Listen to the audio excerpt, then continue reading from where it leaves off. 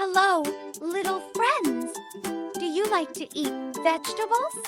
Today, we will watch the excavator plant vegetables. There is a special tool on its crane. It will help us plant vegetables quickly and effectively. This special tool will sow seeds into the ground. These tiny seeds will sprout quickly and grow into lush green vegetable plants.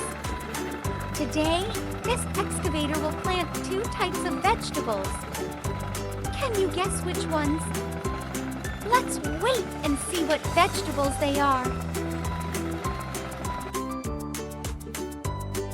Look, a tank truck comes to water the vegetables. The fresh water helps the vegetable plants grow fast and strong. Wow! Do you see?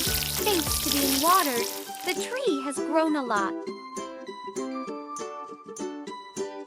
Can you guess what these 2 vegetables are? That's right!